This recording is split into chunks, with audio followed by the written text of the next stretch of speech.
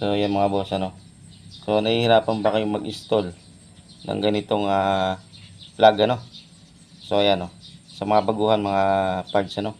Panoorin niyo po yung ating video. Yung iba nahihirapan mag-ano nito, mag-tornilyo din sa loob na to. Yun, no, sa loob na yun. Yun, no, kung mapapansin nyo. Ayan. So may technique diyan mga boss. Yung iba nahihirapan eh. So ang technique niya mga boss, nakikita niyo po ba yung gatla nito? Ito. Ito mga boss, nakikita niyo po ba to? Yung pinakagatla na yan. So meron din ano mga boss. Ayan o. Ayan o, meron diyang, ayun o. Meron pinaka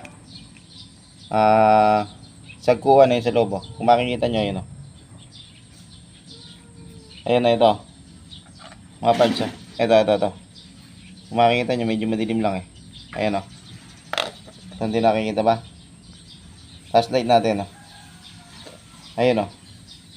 Makikita nyo ito, mga parts sa loob. So itong gatla na to, ito. Itong gatla na to, ipapasok nyo para mas mabilis yung matornilyo dyan sa tatlo na yan, ano. Ayan, sa may tatlo na yan. Sa tatlong butas na yan. Tatlo yan, ayan o. Ayan yung isa. Papantayin nyo lang ha. Yung iba kasi nahihirapan eh. Yung mga baguhan, sa mga baguhan lang ito, ayan o. Pero sa mga datihan ng kakabit nito, basic lang to sa kanila. So ayan o. Ayusin nyo lang ha.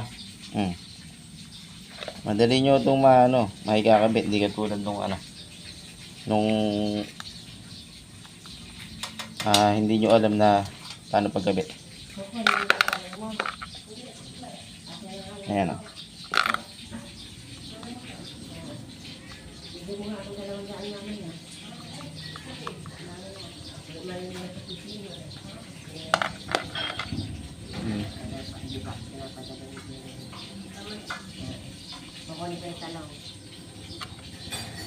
Ayan. Ayan nga, ito sa katalaw. Ayan ang mga parts. Tamnin nyo natin ito. Mabilis lang ito Nandiyan na, kumuha ka ng tiyo. Kumuha na ka.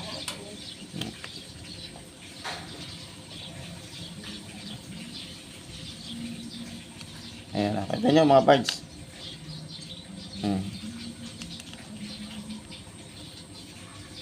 Ayan o. So, di ba? Mabilis sa ating naitornilyo. Ganun lang yung diskarte mga parts o.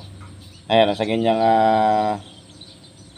sasaksakan So, di ba? Ayos. Sana nakakuha kayo ng idea sa pag-install ng ganitong sasaksakan. Simpleng tutorial pero napakahalaga sa mga hindi nakakaalam. Yun.